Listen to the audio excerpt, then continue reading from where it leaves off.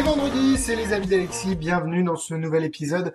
Alors aujourd'hui on va parler du très attendu M-Case de Michael Chatelain, la nouveauté de Michael Chatelain. The Automatic Card Case that changes how you change. La carte enfin la boîte automatique qui change vos changes. Voilà, si on veut résumer. Vous avez le dos qui est en anglais.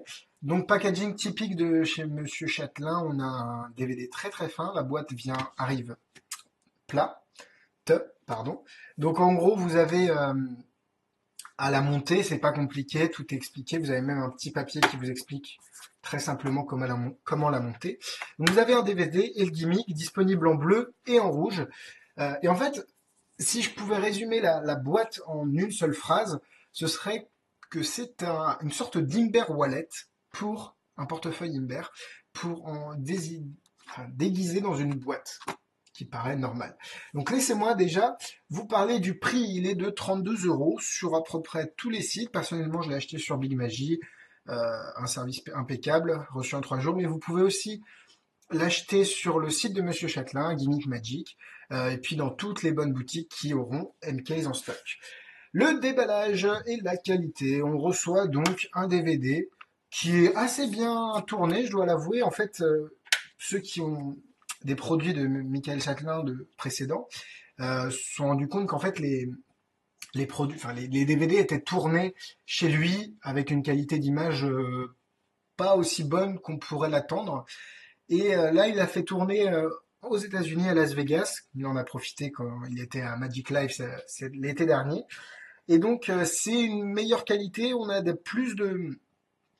comment dire, on a une plus grande expérience au niveau du montage. C'est plus propre. Donc, ça fait du bien. J'espère que Michael en prendra note et que ses prochains produits seront aussi bien tournés que celui-là. Maintenant, on reçoit aussi la boîte. La qualité de la boîte, c'est... Comment dire? Quand je l'ai eu dans les mains, parce que je vais faire une analogie avec Tool, qui a rien à voir au niveau des gimmicks, mais qui est aussi une boîte truquée. Tool était plus fin.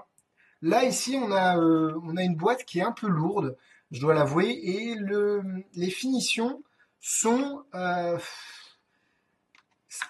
en fait, dans la vidéo, on voit que le spectateur a la boîte en main. Je laisserai pas la boîte au spectateur. C'est personnel. Après, la boîte est bien faite, hein, c'est pas un problème. Mais la chose, c'est que pour moi, les finitions sont pas assez propres pour pouvoir vraiment la laisser à l'examen et la laisser au niveau surtout des petits fouineurs. Même si c'est pas la majorité du public qui est comme ça. Ça fait le gars qui veut fouiner, il trouvera. Donc, elle n'est pas examinable.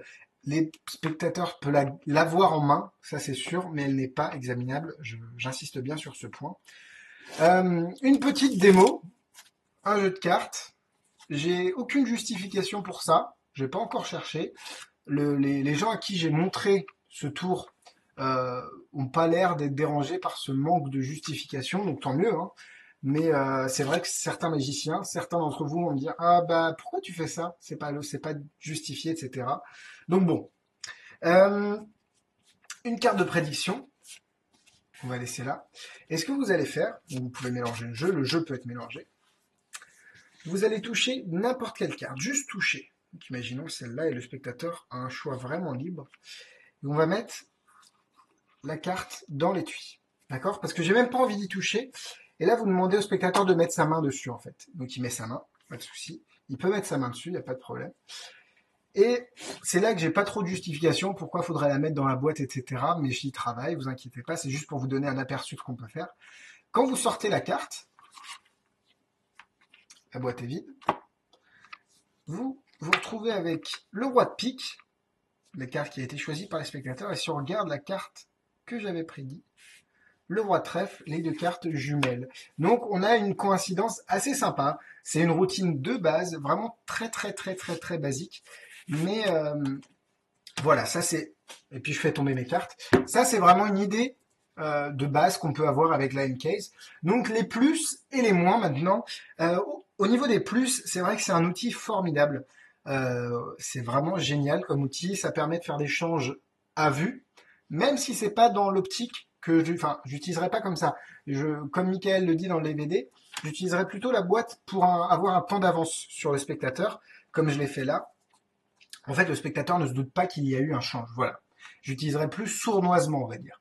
La boîte est plutôt bien faite, on a un prix plutôt raisonnable parce que la boîte est bien truquée, enfin elle est truquée d'une manière assez intéressante et je doute que ce soit, enfin c'est un matériel fabriqué professionnellement. Et c'est vrai que ça ouvre un monde de possibilités et c'est vraiment sympa de pouvoir mettre à contribution toutes nos idées et après faire un truc vraiment de fou quoi. Toutes les routines que vous faisiez avec un Imber, bah, vous pourrez les faire avec la M-Case. Les points négatifs, comme je vous le disais, les finitions sont approximatives, je trouve, en tout cas sur celle que j'ai reçue. Ça n'empêche pas de l'utiliser, loin de là, mais ça me donne pas confiance dans le fait qu'on puisse la donner à l'examen. Euh, Aussi, le reset ne peut pas se faire devant tout le monde. Vous pouvez la set, enfin comment dire, enclencher le gimmick si je peux me permettre. Donc là, si je veux réenclencher le gimmick, j'ai juste à faire ça. Hop, le gimmick est enclenché. Donc là, ma boîte est prête à faire le change. Euh, Cependant, vous ne pouvez pas ranger le jeu dans l'étui quand la boîte est en mode setup. D'accord? Ce que vous pouvez pas faire, ce qui est un peu dommage, mais bon, c'est comme ça. Par contre, ce que vous pouvez faire, c'est quand le change a eu lieu, vous pouvez ranger votre jeu dans l'étui sans aucun souci. Donc ça, c'est assez intéressant aussi le fait de pouvoir l'utiliser comme une boîte normale. Si vous avez envie, vous pouvez faire des enfin, faire des changes de boîte. Il n'y a pas de souci à ce niveau-là. Même elle, c'est compliqué parce que elle est potentiellement examinable, mais le gars qui cherche trop trouvera. Voilà, c'est comme ça que je pourrais le résumer. Donc voilà, c'était un peu les plus et les moins. Vous avez aussi dans le DVD je trouve, est un plus et un moins. Donc c'est un mitigé. Il est bien tourné, il est bien fait, et en fait on nous promet 15 idées, enfin 15 tours, je crois que c'est écrit. Non, non, non, non, non. Non, il n'y a pas écrit. Euh, 15 tours. Et en fait, c'est plus des idées. Hein. C'est vraiment, c'est pas expliqué en détail, même si les routines sont expliquées. C'est pas vraiment du détail. C'est plutôt, bah, vous pouvez faire ça avec des cartes blanches, dessiner des objets dessus. Vous pouvez prendre des élastiques. Vous pouvez faire une carte restaurée, une déchirée restaurée. Vous pouvez faire ce que vous voulez. Mais c'est plutôt des idées et c'est à nous de creuser. Et ce qui est intéressant aussi parce que c'est pas du tout cuit, c'est pas de la chose qu'on va arriver qui va être régurgitée, c'est pas de la magie fast-food. Pour une fois, parce que c'est vrai que Monsieur Châtelain, je veux dire Châtelain parce que c'est comme ça que je l'appelle, Michael Châtelain, ses gimmicks, à part certains qui sont comme Painting Card, euh, Mental Parano, quel autre était bon aussi.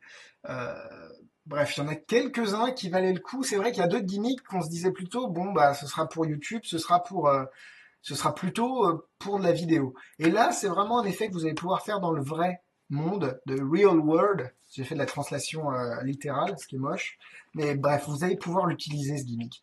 Ce qui est pas le cas de tous les gimmicks qu'on achète sur le marché. Donc là, je vous assure que vous allez pouvoir le faire. Juste, je sais pas comment sera votre boîte. La mienne, les finitions, ouais, enfin, ça va, c'est propre, hein. On va pas crier sur tous les toits que c'est moche.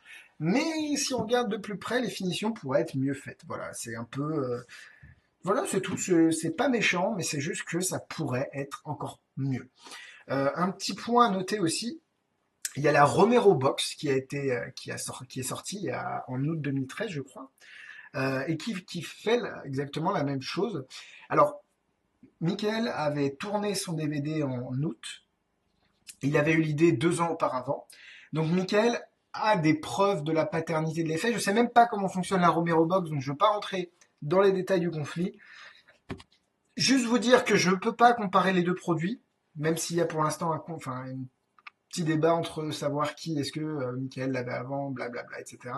J'ai pas envie vraiment de rentrer dans un débat un peu inutile.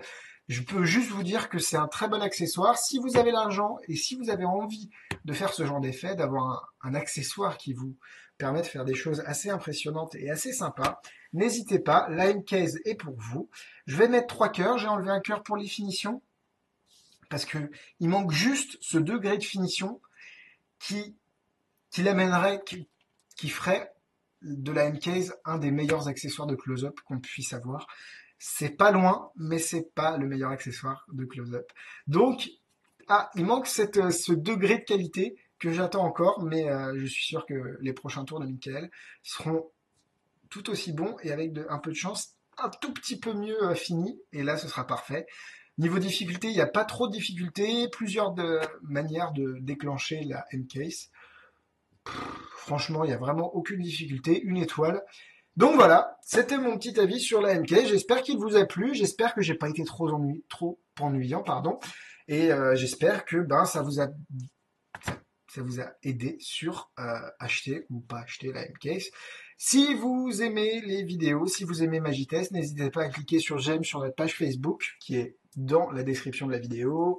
Vous avez aussi le moyen de vous abonner à la chaîne YouTube, de m'envoyer un petit email si vous avez envie, si vous voulez dire bonjour, merci, si vous voulez avoir des informations supplémentaires, n'hésitez pas.